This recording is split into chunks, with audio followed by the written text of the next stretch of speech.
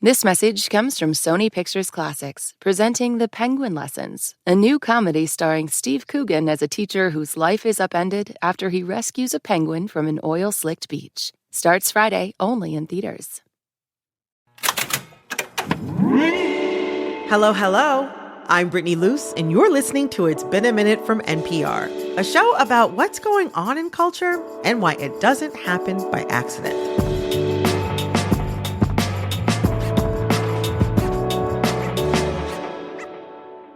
A warning, this segment contains extensive discussion about rape and sexual assault, along with some explicit language. There are a lot of big subjects that I think our culture has trouble talking about. Death, addiction, wealth, politics. But one of the toughest, I think, has to be sexual assault and rape. For how common sexual violence is, it affects over half of women and almost 1 in 3 men. It understandably can be extremely painful and even stigmatizing to discuss. And in our culture, we see narratives about sexual violence play out in Law & Order SVU, in personal essays, or in the headlines. And there aren't a ton of other scripts out there. You know, I did feel constrained. And what I wanted to do was to, fight against that and to sort of challenge myself to not prettify the story in order to fit accepted form. That's Jamie Hood. She's the author of the new book, Trauma Plot. How do we loosen the constraints? One way is for people to imagine that the stories don't have to be always super conventional. And Trauma Plot, which contextualizes rape in her own life and in our culture, is very unconventional. It takes her story to different points of view in separate fragments, but put together, she finds a unique way to tell both her experience and to think about one of the most common violences we face. I sat down with Jamie to discuss Trauma Plot, the contours of rape narratives in our culture, and how we can move beyond them. So to jump right in, your book is titled Trauma Plot, and it starts with the defense of the trauma plot, which is something of a literary term. Maybe not everybody knows it. And so I wonder if you could tell us, what is the trauma plot and what are you defending it from? Mm-hmm. There was an article in The New Yorker in 2021, that December. Harold Segel had written a piece called The Case Against the Trauma Plot. I remember. Yeah, the idea was sort of that narrative has become bogged down by backstory, by traumatic pasts and histories, and that characters are made sort of flattened or entirely explicable on the basis of some horrible thing that happened to them. Mm-hmm. You know, I think a lot of critics took up A Little Life as kind of the text of this problem. Yes, for those who don't know, that's a book by Hanya Yanagihara that came out in 2015, but it's also hugely popular on TikTok. Very, very sad book, but very popular. A lot of people really loved it. It sold well. Everyone was reading it. It was everywhere. It felt as if that was kind of the bizarre nucleus of this argument among literary critics against traumatic testimony within art. For me, the dispute was not necessarily so much with that particular essay, although I had disagreements with it, and more what it seemed to foment among literary critics. In the sort of wake of that essay, there was a kind of a backlash, an anti-trauma backlash that felt intelligent in some sectors and quite reactionary in others and contrarian. And that felt to me sort of very much part of the ecosystem of the backlash against Me Too. When I read the Trauma Plot essay, well, I'll be honest, I didn't like A Little Life, but I also remember having a similar feeling actually reading that essay where I was like, well, hold on now. Why are we going to throw the baby out with the bathwater? Reading your book, you share a lot about your own life, but you get so deep into literature. I mean, you go back, okay? You discuss some of the historical rape narratives in Greek myth. I mean, you note that many end with the person who was raped losing their voice or their personhood. And relatedly, a lot of people use the euphemism that rape is unspeakable. But you disagree. Your book is speaking about it, and you take care to avoid euphemism. In this conversation, I'll sometimes use the phrase sexual assault when I'm talking more broadly, but throughout your book, you deliberately use the word rape. What went behind that choice? I think part of it was I was unable to use that language for a really, really long time. And I think that that's part of how rape culture operates. Like, rape culture creates a scenario in which it's actually quite difficult to define the things that happen to you, right? Like, we sort of rationalize a lot of these things, right? We say, like, I was drunk, or maybe it wasn't that bad, or maybe I misunderstood what was happening. And I think because of the shame around having endured sexual violence, you end up sort of hemming and hawing about the kind of language that you use about it, right? Yeah. And so for me, particularly because I was not a model victim, like, I just wasn't. And that, I think I had to make peace with that in order to get to a place where I was able to understand that what had happened to me was bad and was wrong and I didn't deserve it, And so, like, coming to language, like being able to narrativize the experiences that I went through, and specifically being able to say, like, what happened to me was rape, unequivocally. That was, like, one of the biggest hurdles to cross. Being able to put a name to it unlocked something for me. And, when I started reading from the book, or, like, reading early iterations of it, like, years ago, people would come up to me and say, like, they had never thought about their experiences in that way before. And, like, that was something that felt so beautiful, and, like, was one of the reasons why it felt important to actually write this book. Because for many, many years, I thought I was just sort of writing, and I didn't think I was going to publish it. But I think seeing responses from audiences, when I was, like, performing it, it made me feel like actually I was doing something important that wasn't only about naming my own experience, but that was opening a space for other people to find a language for theirs as well. One of the things that you talk about is feeling like your story, it has some special significance, even though what you're describing is something that's very common. So I find it really poignant and interesting to hear you say how once you started speaking the words, other people came back to you and felt a connection where maybe you were afraid that that wasn't going to happen. Yeah. I mean, I think this is another thing that I struggled with for a long time, which is, like, a feeling of exceptionalism. And it's funny to use that word because I think we tend to imagine it as having, like, a positive connotation. But actually, what I felt was that I was singular somehow in, like, the suffering that I had endured. And that was part of the reason I felt so ashamed of it. I was like, because I had never really heard people talk about these things. And I don't know if that's just my upbringing or, like, the circles that I moved through, but I didn't really feel like there were other people who were sharing those experiences. And so I kind of thought, it consolidated that feeling that I had somehow earned it, or that I was just the sort of person who was going to keep getting raped, So that sense of singularity or exceptionalism was part of what kept me silent in a way. Because I thought that, these weren't experiences that would be recognizable to anyone else or sympathetic to anyone else. Rationally speaking, it's not like I thought I was the only person who had ever been raped. You know what I mean? Like, of course I didn't think that. But, like, I didn't know, like, what a bedrock it was and how many people would find something that seemed recognizable. That is one of the successes of Me Too. If we're looking for successes in Me Too, I think one of the things that happened was that it made it quite apparent how enduring, how long-standing, and how overwhelmingly present sexual violence is in our culture. You make some critiques in the book about when sexual assault does get talked about. And you say it happens in very narrow ways, like how it played out in Me Too. You mentioned these heinous, monstrous, almost larger-than-life examples of sexual violence versus the reality that most sexual assault is more commonplace, more everyday. You found how we talk about rape as a culture to be limiting to you. What are the constraints on how it gets discussed?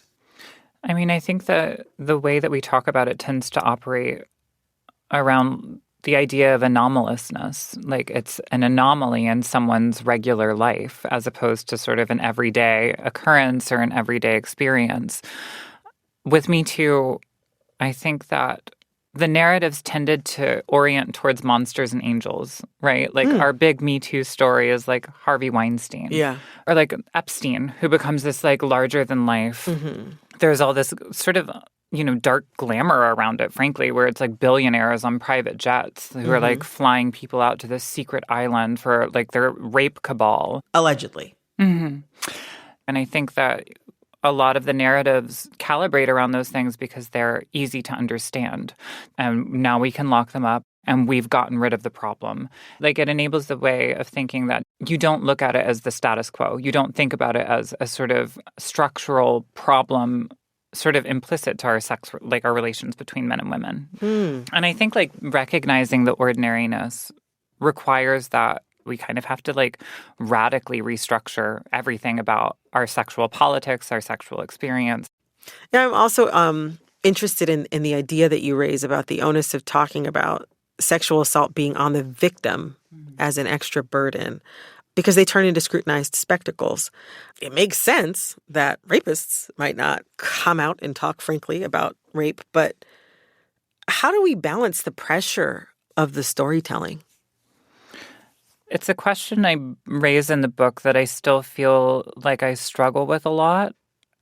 Someone like the French novelist Virginie Despentes writes about this kind of in the context of sex work. And she's like, sex workers are always having to account for ourselves. We have sex work narratives, but you rarely have testimony from Johns, right? Like, clients aren't running around saying, like, I pay for sex and here's why I do it. But, sex workers are constantly asked to, justify why they do the work, what that work looks like, et cetera. And so I was sort of, I guess, extrapolating from there, where the idea is that the story of rape also has to sort of emerge from the person who has been raped, and like the entire onus of testimony is on that person. Yeah. And it does feel like an imbalance. But, I think the thing that I struggled with that I write about is like, well, do we really need to be platforming rapists? At this particular political moment, it feels quite frightening to be at the dawn of this administration and to see the ways in which someone like Nick Fuentes saying, your body, my choice. Like, this is something that is very bald. It feels unfair to demand that victims constantly account for ourselves and constantly offer our stories to the world. There is something that can, I think, be quite dangerous about that we're under this responsibility to offer, say, the worst things that happen to us up to the world for scrutiny. I don't know what the solution is. I dream of rehabilitative justice, but I don't exactly always know what that looks like in practice. Perhaps the question is less about like balancing out the pressure of storytelling and more about what the purpose of disclosure is. Like, instead of people having to share always what happened to them, it's maybe more like there's a lot more thinking about the conditions that create the ordinariness of rape.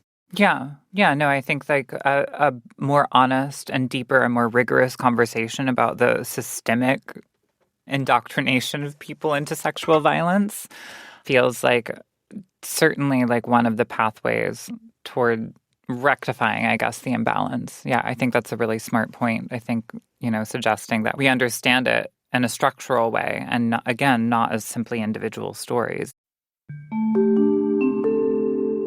Coming up, how do you make sense of rape if rape is the opposite of meaning? I do find rape to be like functionally meaningless. I think that the meaning that I attempted to make out of the book was to find other things about my life that were worth living. Stick around. This message comes from Betterment. When investing your money starts to feel like a second job, Betterment steps in with a little work-life balance. Their automated investing and savings app handles your money, constantly being diversified and optimized so you can focus on what matters most. Because your money doesn't need a work-life balance, you do. Make your money hustle with Betterment. Get started at Betterment.com. Investing involves risk. Performance not guaranteed. This message comes from BetterHelp. Therapy can be expensive, but at BetterHelp, they believe therapy should feel accessible, not like a luxury, which is why they offer quality care at a price that makes sense and can help you with anything from anxiety to everyday stress. Your mental health is worth it, and now it's within reach. Visit BetterHelp.com/NPR to get 10% off your first month. That's BetterHelp.com/NPR. This message comes from Progressive Insurance. Fiscally responsible. Financial geniuses, monetary magicians. These are things people say about drivers who switch their car insurance to Progressive and save hundreds. Visit progressive.com to see if you could save. Progressive Casualty Insurance Company and Affiliates. Potential savings will vary. Not available in all states or situations. Support for NPR and the following message come from Boll and Branch. Experience the softness of 100% organic cotton sheets. Take 20% off during the annual spring event at bollandbranch.com with code NPR. Limited time only. Exclusions apply. See site for details. I was also really struck by something else that you wrote. I'm going to read it. I was thinking yesterday of that cliche about surviving trauma, that it makes you stronger or that it makes you the person you are. I retch. It's grotesque and patronizing, like you're some fairy tale dolt who can't see the moral of a fable until you've been savaged and left for dead in some sad forest. Countless people lead perfectly interesting, valuable lives without such suffering. But there's the rhetorical imperative bobbing its stupid head above water, and it forces you to say you learned something, that there's an edifying capacity to your pain. You know what my rapes taught me? To think of myself as worthless, as nothing, just meat. There was no lesson in them. Rape is the opposite of meaning. End quote. Through the whole book, you discuss all the ways you tried to make sense of these attacks on meaning. How do you approach making sense of it now? I don't think that there is sense in them. You know, these are senseless things. I think that the meaning that I attempted to make out of the book was to find other things about my life that were worth living. You know, I think that I do find rape to be like functionally meaningless. And the book is a long project in sort of intellectualizing or articulating or contextualizing how sexual violence operates sort of systemically, but also in relation to like my personal experiences with it. But in terms of like the event of being raped, right, like that is a violation that degrades the body. It degrades the person to the point of like becoming inhuman. And my personal sense of it and how I experienced it, like I say in the quote, you know, like it taught me to think of myself as meat. The thing that I wanted to figure out was like, how do I make meaning beyond that? Because I think that I allowed the meaninglessness of having been raped to contaminate the rest of my life. And to feel as if your personhood is not valuable, you know, to feel that you are inhuman, that you are exactly as rotted as like the event of being raped made you feel. I think that I did feel that my life was meaningless. I thought that I was going to keep getting raped because this was, you know, like I was victimized several times by discontinuous assailants. And, you know, the sort of recursivity of that made me feel that that was the purpose of my life in some important way, which was very difficult.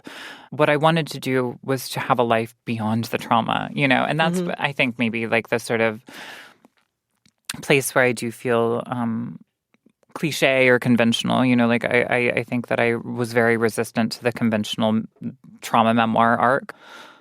But there is something that felt very healing about it, about writing the book, about coming to terms with these experiences, about being in therapy over them. You know, like I was able to say like, oh, actually, like I have so much to offer the world. Like I'm a person, like I'm a whole person. Isn't that crazy? You know, because I had never really understood that before.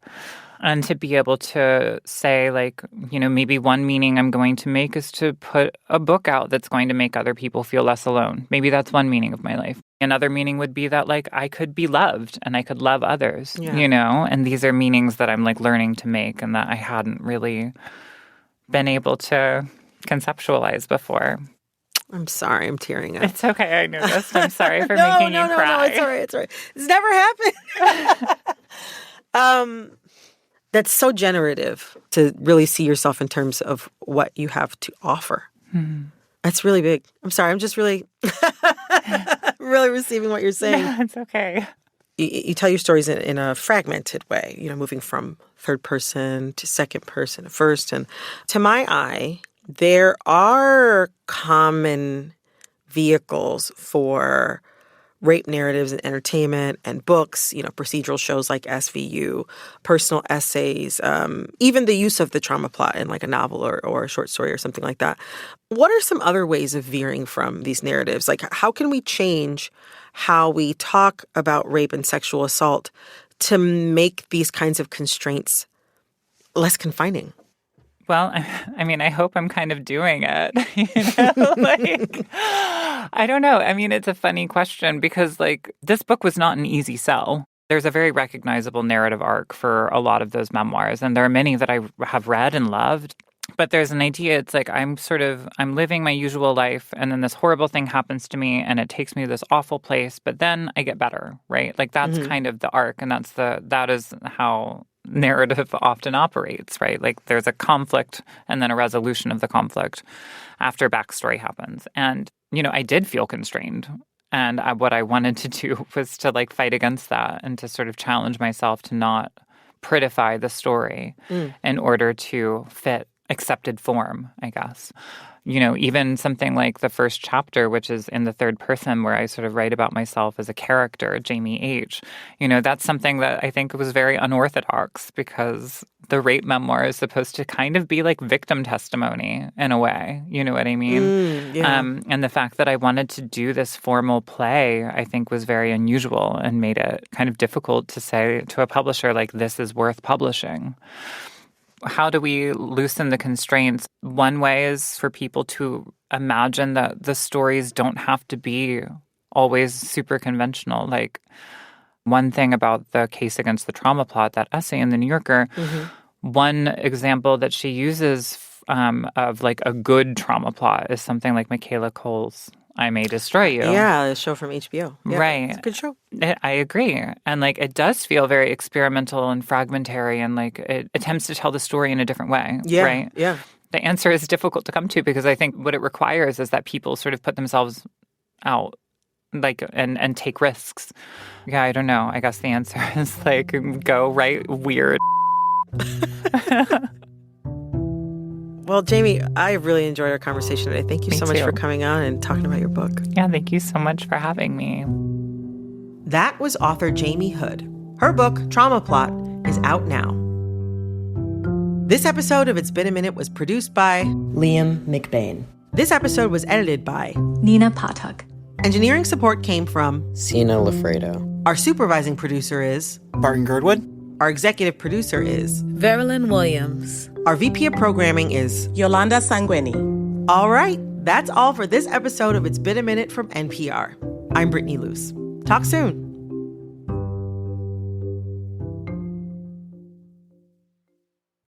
This message comes from eBay. Swapping out your tires? There's nothing like it. With eBay, you find the feel you're looking for, from smooth highway rides to grip for rough terrain. Get all the tires you need at prices you'll love.